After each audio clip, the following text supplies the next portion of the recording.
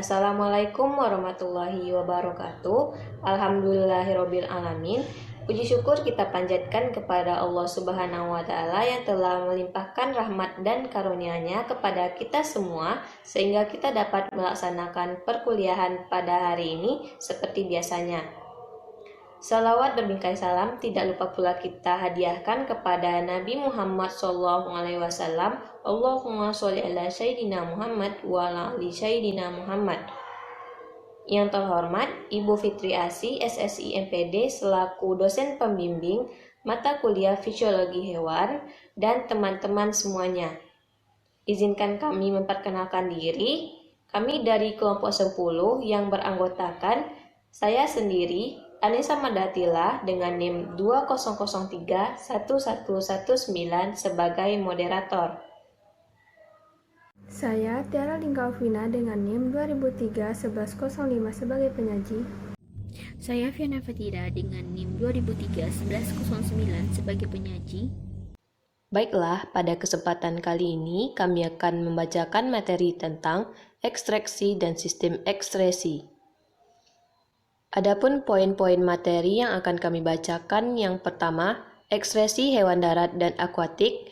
Yang kedua, organ-organ ekskresi pada hewan. Yang ketiga, ekskresi dan osmoregulasi pada hewan darat. Yang keempat, pengaruh lingkungan terhadap osmoregulasi. Langsung saja pada materi yang pertama. Baiklah, materi pertama yaitu ekskresi hewan darat dan akuatik. 1. Ekskresi hewan darat. Salah satu contoh ekskresi pada hewan darat yaitu pada mamalia. Pada mamalia, paru-paru merupakan satu-satunya organ ekskresi bagi CO2. Air yang dibuang melalui paru-paru berasal dari aktivitas metabolisme, yaitu merupakan zat buangan dari respirasi. Hati merupakan alat tubuh yang memiliki peranan sangat banyak dan penting. Ada dua peranan penting yang dilakukan oleh hati, yaitu tempat penyimpanan zat makanan dan penguraian serta pembuangan zat-zat sisa yang tidak diperlukan oleh tubuh. Peran hati yang paling penting sebagai organ ekskresi adalah pembentukan zat buangan bernitrogen dengan jalan deaminasi asam amino. Pada mamalia, ginjal juga merupakan organ utama yang melakukan proses ekskresi, di mana mengekskresikan zat-zat sisa metabolisme yang mengandung nitrogen, misalnya amonia. Amonia adalah hasil pemecahan protein dan bermacam-macam garam melalui proses deaminasi atau proses pembusukan mikroba dalam usus. Selain itu, ginjal juga berfungsi mengekskresikan zat yang jumlahnya berlebihan, misalnya vitamin yang larut dalam air, mempertahankan cairan ekstraselular, dan dengan jalan mengeluarkan air bila kelebihan, serta mempertahankan keseimbangan asam dan basa. Sekresi dari ginjal berupa urin. 2. Ekskresi hewan akuatik. Ikan mempunyai sistem ekskresi berupa ginjal dan suatu lubang pengeluaran yang disebut urogenital. Lubang urogenital ialah lubang tempat bermuaranya saluran ginjal dan saluran kelamin yang berada tepat di belakang anus. Ginjal pada ikan yang hidup di air tawar dilengkapi sejumlah glomerulus yang jumlahnya lebih banyak, sedangkan ikan yang hidup di air laut memiliki sedikit glomerulus sehingga penyaringan sisa hasil metabolisme berjalan lambat. Materi kedua yaitu organ-organ ekskresi pada hewan. 1. Hewan yang belum memiliki organ ekskresi. Yang pertama ada protozoa. Protozoa terus-menerus mengeluarkan kelebihan air dari dalam tubuhnya untuk mempertahankan cairan tubuh yang hiperosmotis. Maka protozoa tidak harus mengeluarkan hanya air saja, tetapi juga mengganti zat-zat terlarut yang ikut hilang. Yang kedua, Coelenterata. Coelenterata mensekresikan sisa metabolismenya melalui proses difusi, dan ia memiliki astrosit, yaitu sel-sel fagosit yang dapat menelan dan memindahkan zat-zat asing. Yang kedua, yaitu hewan yang memiliki organ-organ nefridial. Organ ekskretori terdapat pada hewan memiliki bilateral simetris. Salah satu tipenya itu nefridial. Terdapat dua organ utama nefridial, yaitu yang pertama, protonefridium, suatu pembuluh yang ujung internalnya tertutup dan pada bagian dalam ujungnya ini memiliki sel api atau sel rambut seperti pada Platyhelminthes. Berikut ini adalah gambar sistem ekskresi pada Platyhelminthes. Yang kedua itu metanefridium, suatu pembuluh yang ujungnya berhubungan dengan rongga tubuh seperti annelida. Pada cacing tanah yang merupakan anggota annelida, setiap segmen dalam tubuhnya mengandung sepasang metanefridium, kecuali pada 3 segmen pertama dan terakhir. Metanefridium memiliki 2 lubang. Lubang yang pertama berupa corong, disebut nephrostom, di bagian anterior, dan terletak pada segmen yang lain. Nephrostom bersilia dan bermuara di rongga tubuh atau pseudocelom. Rongga tubuh ini berfungsi sebagai sistem pencernaan. Corong atau nephrostom akan berlanjut pada saluran yang berliku-liku pada segmen berikutnya. Bagian akhir dari saluran yang berliku-liku ini akan membesar seperti gelembung. Kemudian gelembung ini akan bermuara ke bagian luar tubuh melalui pori yang merupakan lubang atau corong yang kedua, disebut nephridiophore.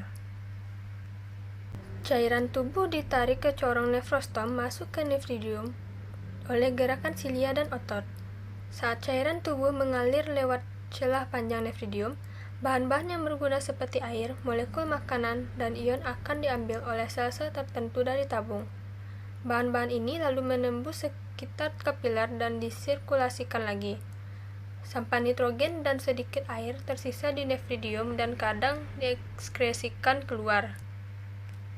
Metanefridium berlaku seperti penyaring yang menggerakkan sampah dan mengembalikan substansi yang berguna ke sistem sirkulasi. Cairan dalam rongga tubuh cacing tanah mengandung substansi dan zat sisa. Zat sisa ada 2 bentuk, yaitu amonia dan zat lain yang kurang toksik, yaitu ureum. Oleh karena cacing tanah hidup dalam tanah, dalam lingkungan yang lembab, annelida mendifusikan sisa amonianya di dalam tanah, tetapi ureum diekskresikan lewat sistem ekskresi.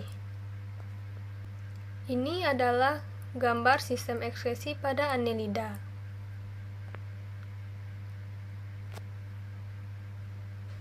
Baiklah, selanjutnya organ-organ ekskresi pada hewan. Yang ketiga yaitu kelenjar anternal atau pada krustasea. Organ ekskresi pada krustasea adalah kelenjar tunal atau kelenjar hijau. Sepasang kelenjar ini terletak pada kepala yang masing-masing terdiri dari suatu kantung awal, yaitu suatu saluran ekskresitori bergulung yang panjang dan bladder yang bermuara pada lubang dekat dasar antena. Oleh karena itu, namanya kelenjar anternal. Urin pada kelenjar anternal dibentuk melalui filtrasi dan reabsorpsi. Yang keempat yaitu pembuluh Malpighi. Alat ekskresi pada belalang atau insekta adalah pembuluh Malpighi, yaitu alat pengeluaran yang berfungsi seperti ginjal pada vertebrata. Pembuluh Malpighi berupa kumpulan benang halus yang berwarna putih kekuningan dan pangkalnya melekat pada pangkal dinding usus. Di samping pembuluh Malpighi, serangga juga memiliki sistem trakea untuk mengeluarkan zat sisa hasil oksidasi yang berupa CO2. Sistem trakea ini berfungsi seperti paru-paru pada vertebrata. Belalang tidak dapat mengekskresikan amonia dan harus memelihara kondisi air di dalam tubuhnya. Amonia yang diproduksinya diubah menjadi bahan yang kurang toksik yang disebut asam urat. Asam urat berbentuk kristal yang tidak larut. Pembuluh Malpighi terletak di antara usus tengah dan usus belakang. Darah mengalir lewat pembuluh Malpighi. Saat cairan bergerak lewat bagian proksimal pembuluh Malpighi, bahan yang mengandung nitrogen diendapkan sebagai asam urat, sedangkan air dan berbagai garam diserap kembali biasanya secara osmosis dan transport aktif. Asam urat dan sisa air masuk ke usus halus dan sisa air akan diserap lagi. Kristal asam urat dapat diekskresikan lewat anus bersama dengan feses. Ya, inilah gambar dari sistem ekskresi pada insekta. Kelima yaitu ginjal. A. Pisces atau ikan. Ikan mempunyai sistem ekskresi berupa ginjal dan satu lubang pengeluaran yang disebut urogenital. Lubang urogenital ialah lubang tempat bermuaranya saluran ginjal dan saluran kelamin yang berada tepat di belakang anus. Ginjal pada ikan yang hidup di air tawar dilengkapi dengan sejumlah glomerulus yang jumlahnya sedikit lebih banyak. Sedangkan ikan yang hidup di air laut memiliki sedikit glomerulus sehingga penyaringan sisa hasil metabolisme berjalan lambat. B. Mamalia. Pada mamalia, ginjal merupakan organ utama yang melakukan proses ekskresi dan osmoregulasi. Peranan fungsi ginjal adalah 1. Mengekskresikan zat sisa hasil buangan. 2. Mengatur volume plasma dan jumlah air di dalam tubuh. 3. Bila banyak air yang masuk ke dalam tubuh, ginjal membuang kelebihan, sehingga lebih banyak lagi urin yang diekskresikan. 4. Menjaga tekanan osmose pada keadaan seharusnya dengan cara mengekskresi garam-garam. 5. Menjaga pH plasma dan cairan tubuh. 6. Menjalankan fungsi sebagai hormon. Ekskresi dan osmoregulasi pada hewan darat. 1. Sistem osmoregulasi pada hewan invertebrata. Secara umum, organ osmoregulasi invertebrata memakai mekanisme filtrasi, reabsorpsi, dan sekresi yang prinsipnya sama dengan kerja ginjal pada vertebrata yang memproduksi urin yang lebih encer dari cairan tubuhnya. A. Osmoregulasi pada serangga. Kehilangan air pada serangga terutama terjadi melalui proses penguapan. Hal ini dikarenakan serangga memiliki rasio luas permukaan tubuh dengan massa tubuhnya sebesar 50 kali, bandingkan dengan mamalia yang mempunyai rasio luas permukaan tubuh terhadap massa tubuhnya yang hanya setengah kali. Jalan utama kehilangan air pada serangga adalah melalui spirakulum. Untuk mengurangi kehilangan air dari tubuhnya, maka kebanyakan serangga akan menutup spirakelnya pada saat di antara dua gerakan penapasannya. Cara mengatasi yang lain adalah dengan meningkatkan impermeabilitas kulitnya, yaitu dengan memiliki kutikula yang berlilin yang sangat impermeable terhadap air, sehingga serangga sedikit sekali kehilangan air melalui kulitnya. Sebagai organ ekskretori, serangga memiliki badan malpighi yang bersama-sama dengan saluran pencernaan bagian belakang membentuk sistem ekskretori osmoregulatori. B. Osmoregulasi pada Annelida. Cacing tanah seperti Lumbricus terrestris merupakan regulator hiperosmotik yang efektif. Hewan ini secara aktif mengabsorpsi ion-ion urin yang diproduksinya encer, yang secara esensial bersifat hipoosmotik, mendekati isoosmotik terhadap darahnya. Diduga, konsentrasi urinnya disesuaikan menurut kebutuhan keseimbangan air tubuhnya. Homeostasis regulasi juga dilakukan dengan pendekatan perilaku, yaitu aktif di malam hari dan menggali tanah lebih dalam bila permukaan tanah kering. C. Osmoregulasi pada moluska. Pada tubuh keong atau siput memiliki permukaan tubuh berdaging yang sangat permeabel terhadap air. Bila dikeluarkan dari cangkangnya, maka air akan hilang secepat penguapan air pada seluruh permukaan tubuhnya. Semua keong atau siput bernapas terutama dengan paru-paru yang terbentuk dari mantel tubuhnya dan terbuka keluar melalui lubang kecil. Toleransi terhadap air sangat tinggi. Tekanan osmotik cairan internal bervariasi secara luas tergantung kandungan air lingkungannya. Untuk menghindari kehilangan air yang berlebih, keong atau siput lebih aktif di malam hari, dan bila kondisi bertambah kering, keong akan berlindung dengan memendamkan diri ke dalam tanah serta menutup cangkangnya dengan semacam operkulum yang berasal dari lendir yang dikeluarkannya. Banyak keong darat yang secara rutin mengeluarkan suatu zat yang mengandung nitrogen dalam bentuk asam urat yang sulit larut dalam air, yang terbukti bahwa ternyata zat ini meningkatkan pada beberapa spesies pada masa kesulitan mendapatkan air. Selama masa estivasi atau tidur musim panas, asam urat ini disimpan dalam ginjal dengan maksud mengurangi kehilangan air untuk mengekskresikan nitrogen tersebut. Banyak spesies keong yang menyimpan air di dalam rongga mantelnya yang rupanya digunakan pada lingkungan kering. Materi selanjutnya yaitu sistem osmoregulasi pada hewan vertebrata. A. Osmoregulasi pada reptilia.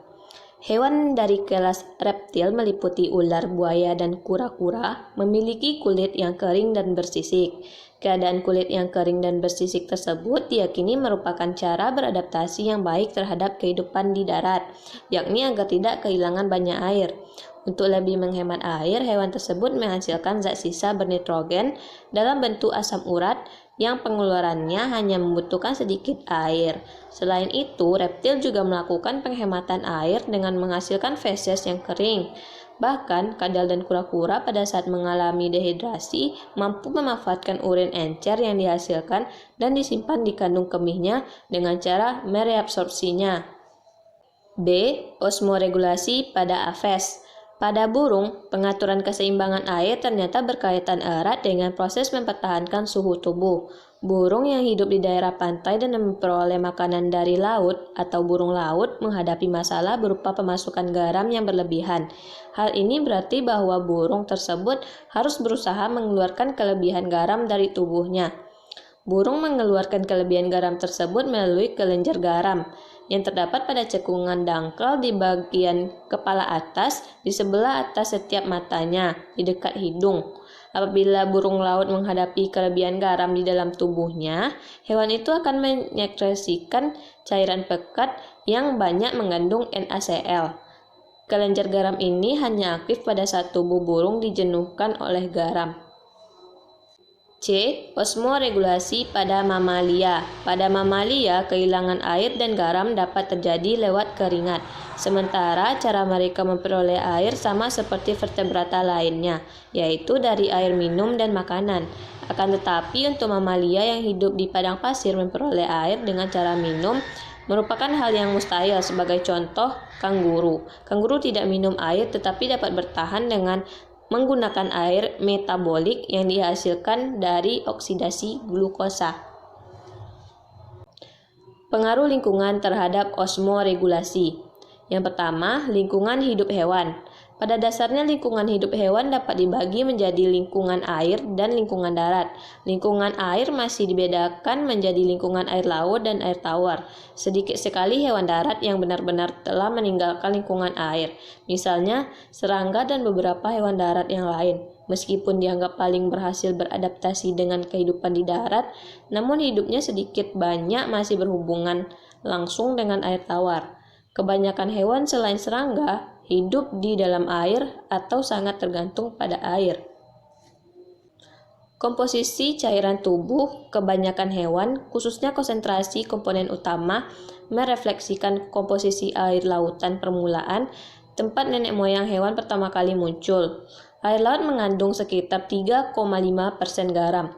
Ion utama adalah natrium, klorida, magnesium, sulfat, dan kalsium yang berada dalam jumlah yang besar. Jumlah konsentrasi garam di lingkungan sangat bervariasi sesuai tempat geografisnya. Di lautan tengah di mana penguapan tinggi tidak diikuti dengan jumlah yang sama masuknya air tawar dari sungai, maka lautan tengah memiliki kandungan garam mendekati 4%. Di lain daerah, khususnya di daerah pesisir, kandungan agak rendah dibandingkan dengan lautan terbuka, tetapi jumlah relatif ion-ion terlarut agak konstan. Daftar pustaka Lisa Purnamasari, Dwi Sukmasanti, tahun 2017, Fisiologi Hewan, di Surabaya, Program Studi Arsitektur UIN Sunan Ampel, halaman 90 sampai dengan 112.